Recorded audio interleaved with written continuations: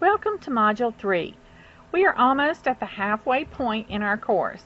The course guide states that this week you will examine the role of learning objectives and the process of writing good objectives. In the discussion forum, you will discuss the attributes of good learning objectives and then write your own learning objectives for a topic. Lastly, you will have a short quiz which covers your reading for the week. As mentioned before, aligning learning outcomes with assignments is crucial to educational success.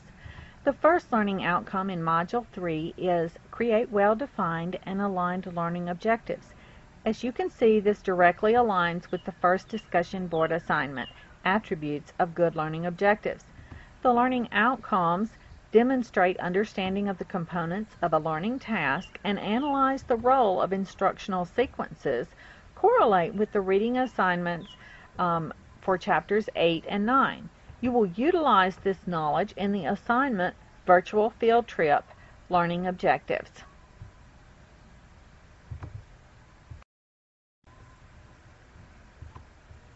It is always best to review the discussion board rubric before composing your discussion board answers and before you post them. The rubric is always used to grade discussion board assignments. It is found by clicking About Discussions on the sidebar. I also encourage you to analyze and evaluate the construction of this rubric, as you will have to design your own rubric in Module 5.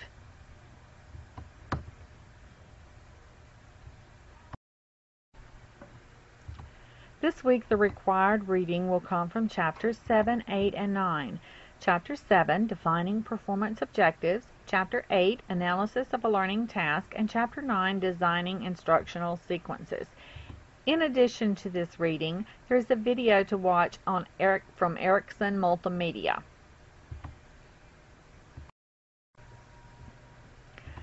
I highly encourage you to review the recommended resource from the National Park Service called Ranger Minutes. The first discussion board assignment requires you to describe attributes common to good learning objectives and explain why those attributes are important. Then you are to select a topic or skill of your choice, whether it's educational or not, and provide 3 to 5 learning objectives which have the attributes you discussed. Describe possible outcomes that will demonstrate mastery of these learning objectives. Respond to at least 2 of your classmates' posts by day 7. Remember that good responses directly address the questions from the assignment and information from your classmates' posts. You may find these additional resources helpful.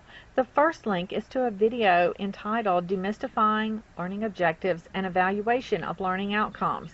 The second link is an article by SFSU entitled What is the Difference Between Course Objectives and Learning Outcomes? Even though the final article is published by the Defense Civilian Intelligence Personnel System, it has some excellent information in the article, A Guide to Writing Effective Performance Objectives, Self-Accomplishments, and Evaluations. I urge you to review the information in Chapters 6, 7, and 8 carefully. You should take the quiz related to the information by day 6. For the journal assignment this week, if you have not already done so, go to the doc sharing link in the online course and watch and/or read at least 2 of your peers' presentations from week 2. Answer the following questions. What were the strengths in their presentations? What were the areas of need? How did they present the topic differently than your presentation? Did you learn anything that you can use in the future to enhance your own presentations? The final assignment requires you to research and choose 3 websites which are well suited for a virtual field trip. For each site, you are to formulate 3 to 5 learning objectives. you would want learners to achieve by taking a virtual field trip of the site.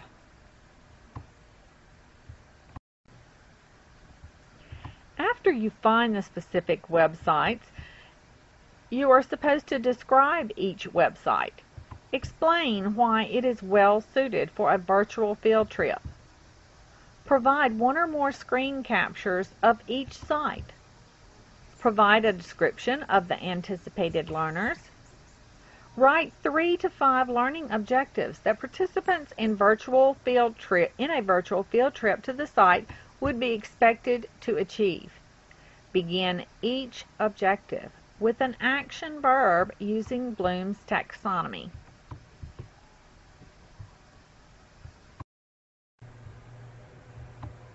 This assignment provides you with 4 different presentation choices. You may create a PowerPoint presentation, a YouTube video, a blog, or a screencast. The presentation should contain 12 to 15 slides, the YouTube video at least 4 minutes, the blog posting at least 1,000 words, and the screencast at least 4 minutes. Regardless of which presentation method you use, the content on this assignment should cite all websites and sources. You should create a reference page in APA format. Provide a link to the video, blog, or screencast to the assignment section and the doc sharing section. If you choose a PowerPoint, you should submit this presentation to the assignment section and the doc sharing section.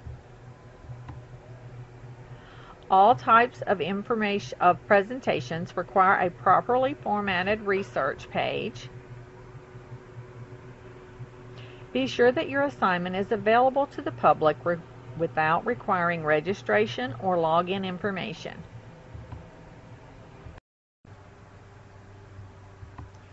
This slide contains a website example and several learning objective examples from the course guide.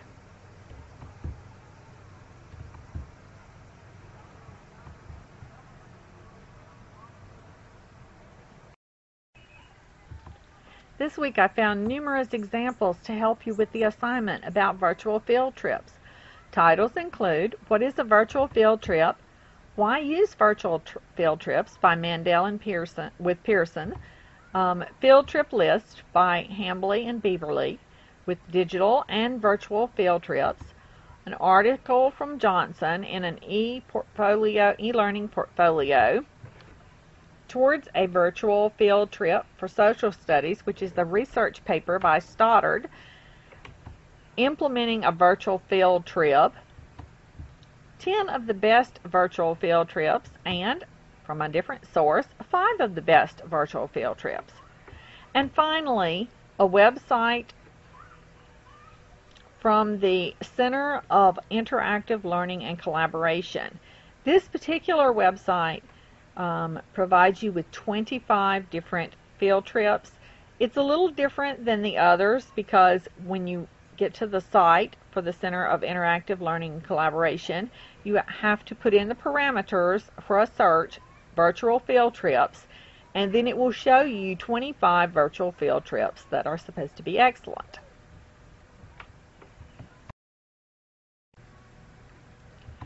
This slide and the next slide contain the resource information for information that is presented in this presentation.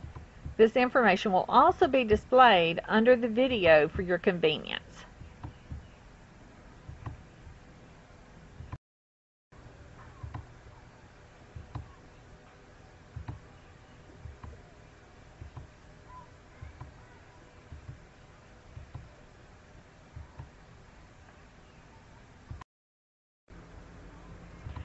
I want to remind you that you can contact me by email, phone, or ask the instructor. If I do not answer the phone, I will call you back as soon as possible. I check the Ask the Instructor section and my school email at least twice a day. Have a great week.